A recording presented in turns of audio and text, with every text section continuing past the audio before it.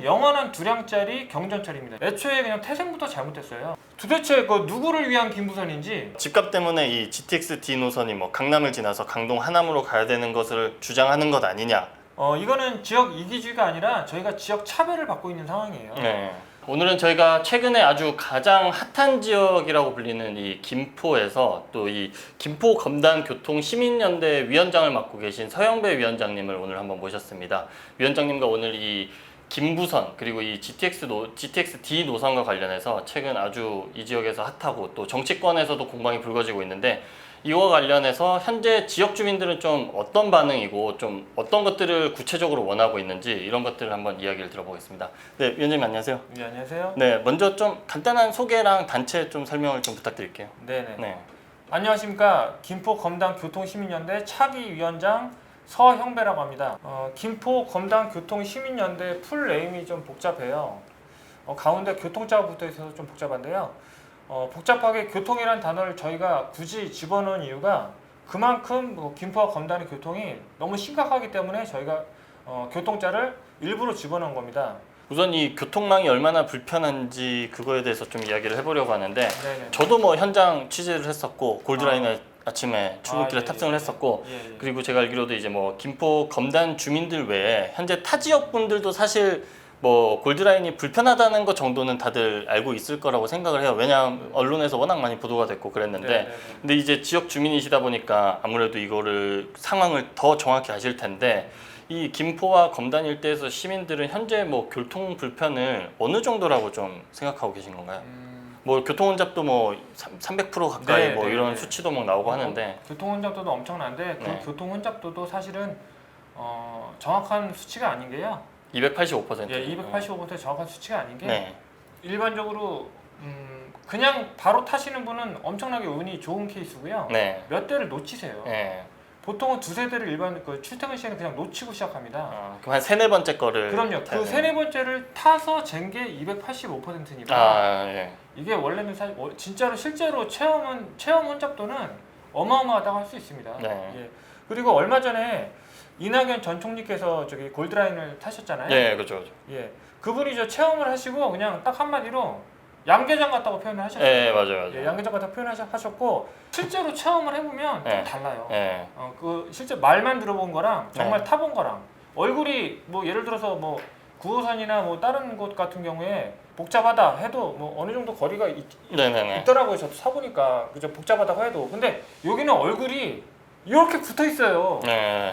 진짜 심각합니다, 정말. 네. 알겠습니다. 웃을 일은 아닌데 이게 참. 그죠? 네, 정말 그렇죠. 심각해요. 예.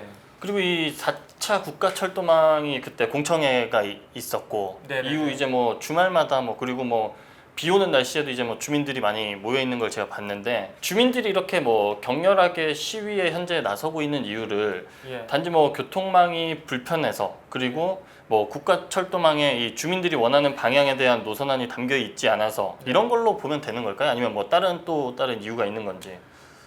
지금 저 김포 검단 시민들이 분노하지 않으면 사실 그게 이상한 겁니다. 네. 그 4량짜리로 설계 변경도 안 되는 영원한 2량짜리 경전철입니다. 이게. 네.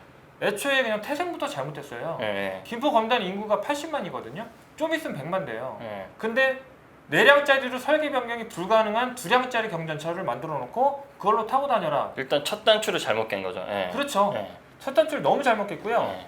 그리고 이것도 김포 시민이 그 한 세대당 1,200만 원씩 주고 만든 거 알고 계세요? 네, 분담금. 예.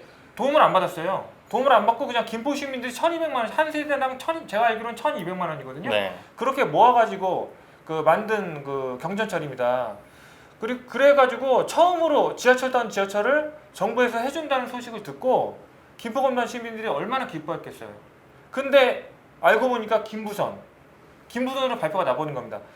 김포 시민들이 부천 갈 일이 뭐가 있냐고 그러고요. 네. 부천 시민들한테 물어봐도 김포 갈 일이 뭐가 있어 이렇게 얘기합니다. 네. 도대체 그 누구를 위한 김부선인지 뭐 이해가 안 돼요. 근데 말씀하신 대로 이렇게 그 지역 내에서 이 김포 부천 연결하는 이 김부선에 대한 반발이 커지면서 네. 국토부에서는 이제 뭐 좀 이에 대한 의견을 수렴한 것인지 여의도나 용산 직결안을 좀 대안으로 들고 나왔는데, 네. 이게 사실 수도권 강역 급행철도라고 하는 이 GTX 의미를 봤을 때 저는 이 GTX B 노선이랑 이게 일부 구간이 네, 겹치는 맞습니다. 거잖아요. 네, 그래서 맞습니다. GTX B를 놓고 보면 송도에서 출발해서 여의도, 용산을 지나는데 이 B 노선의 일부 구간을 활용하면 결국에 B 노선이랑 D 노선의 횟수 조정이라든지 이런 부분도 필요하고 네. 사실 뭐 노선이 겹치는 등에 대한 이런 사업성 그런 여러 현실적인 문제가 또 필요해 보여서 저는 사실 이게 굉장히 미봉책이 아닌가 이런 생각이 드는데 네. 일단 이 여의도랑 용산을 연결하는 GTX-D 노선안에 대한 주민들의 입장은 현재 좀 어떤 편인가요? 엄청 반대하고 있죠. 엄청 반대하고 있나요? 엄청 반대해요. 네. 거의 생각도 안 하고 있는데요. 네. 그 이유가 처음부터 만약에 여의도 용산 얘기를 하면서 직결을 해주겠다고 얘기를 했었으면 저희가 그렇게 반대 안 했을 거예요. 처음부터 그랬어요. 예. 네. 근데 이미 그 뭐 원안이라고 하는 게 많이 떠돌았었고요. 네. 그리고 국토부에서도 김포 지역을 조정 지역으로 할 때 GTX-D 때문에 뭐 집값 뭐 급등 우려가 있기 때문에 조정 지역으로 한다 이렇게 발표를 했었거든요. 그때 보도자료 냈을 때. 예. 네. 그러다가 나중에 뭐 말을 바꾸긴 했는데 서부권 뭐 강역급행철도 뭐 그걸로. 서부- 예. 그때 GTX-D라는 얘기를 아마 그게 나왔던 걸로 알고 있어요. 제가 네. 그러면 그러다가 없어진 걸로 알고 있어요. 네, 논란이 바뀌었으면, 되니까. 예, 수정이 됐어요, 수정. 서부광역철도라는 말로 바뀌었는데 네. 우리는 원안을 기대하고 있었는데 갑자기 여의도 용산 얘기를 또 하니까 저희는 거기서 한번 좀 이게 뭐지라는 생각을 한번 하는 거고요. 네. 그리고 아까 저기 질문하셨을 때 말씀하신 것처럼 여의도 용산까지 연장하는 것은 그 GTX-B의 노선을 함께 쓰는 걸로 그 GTX-B의 그 지선이랑 사실은 크게 차이가 없어요. 거의 네. 지선이랑 마찬가지예요. 그리고 노선 공유를 하면 문제가 뭐예요? 배차 간격이 보장되지 않아서 그 통근 열차로서의 기능을 상실하게 됩니다. 네. 예, 그래서 저희는 뭐 무조건 원안 사수만을 지금 주장하고 있고 그걸 네. 관철시킬 겁니다. 근데 이 원안이라는 게 예. 그 교통연구원에서 발표하는 걸 사실 원안이라고 봐야 하는데 네. 주민들이 말씀하고 뭐 이재명 지사도 이 원안으로 해야 된다라고 네. 했는데 이 원안이 도대체 어디서 좀 나온 거예요, 이거는? 원안은 저기 경기도에서 네. 발표한 거예요. 네.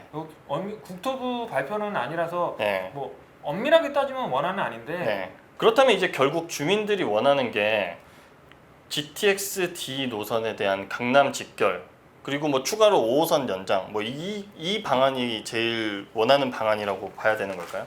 그 저희가 더 이상 강남 직결이라는 말을 쓰지 않습니다. 네. 예.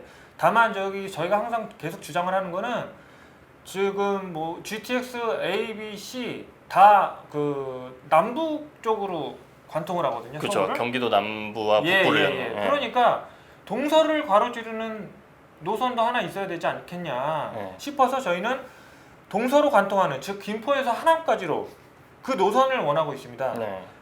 5호선 같은 경우가 좀 더 빨리 들어오잖아요. 네. 그렇죠. 둘 다 들어와야 된다는 게 저희 김포와 검단의 입장인데 당연한 입장인데 네. 지금 GTX-D 못지않게 5호선도 중요하기 때문에 제가 잠깐 언급을 드리는 거예요. 네. 제가 5호선을 타고 왔기 때문에 네. 5호선이 지금 그 수송 인구가 출퇴근 시간 이외에는 별로 없어가지고 텅텅 비어 있는데 지금 그 김포 검단은 너무나 열악하기 때문에 출퇴근 시간이 아닌 시간에도 지금 많이 혼잡해요. 그러면 연장을 해줘서 돈이 좀 들더라도 연장을 해줘서 그 철도 노선을 유용하게 쓰는 게 국가적 이익 아닙니까?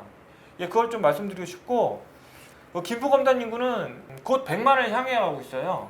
예, 80만에서 조금 있으면 조금 한 뭐 몇 년 지나면 100만을 뭐 육박한다고 그렇게 알고 있거든요. 아직 입주를 못한 뭐 검단 예, 검단 지역이라든지. 지금 예. 순식간에 30만 정도 입주를 하고요. 네. 예, 그렇게 된 상황인데 말이 안 되잖아요, 솔직히.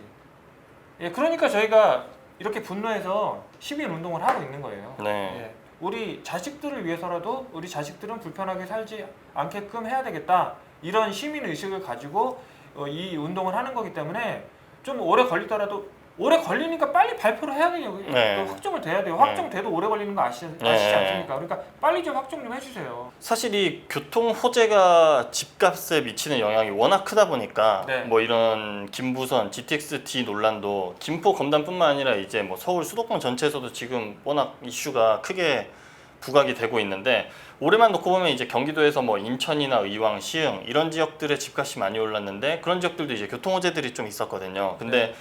김포는 사실 올해 가장 좀 낮게 오른 지역 중 하나였어요. 제가 경기도 지역을 예, 찾아보니까. 예. 그래서 일각에서는 이 강남이 연결이 돼야 집값이 오르니까 결국에는 뭐 집값 때문에 이 GTX-D 노선이 뭐 강남을 지나서 강동 하남으로 가야 되는 것을 주장하는 것 아니냐.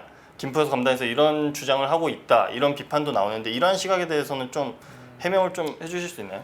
지역 이기주의 이야기를 뭐 가끔 뭐 여러 타 지역에서 하세요. 네. 하시는데 이거는 지역 이기주의가 아니라 저희가 지역 차별을 받고 있는 상황이에요. 네.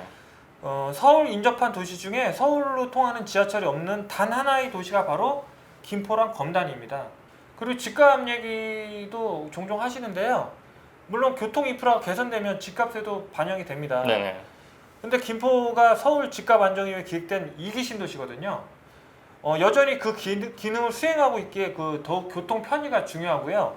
쾌적한 주거 환경과 교통 대책 수립은 김포 전입을 전제로 해서 정부의 약속이었어요. 이미 약속을 한 부분이었고요. 지하철에 갇힌 시민들이 교통 정의를 주장하고 있는 겁니다, 지금. 교통 정의로서. 예. 6월달에 이제 국가철도망 확정 이제 발표가 있을 예정인데 네, 모쪼록 좋은 소식이 있으면 좋겠습니다. 예, 열심히 하겠습니다. 네, 감사합니다. 예, 감사합니다.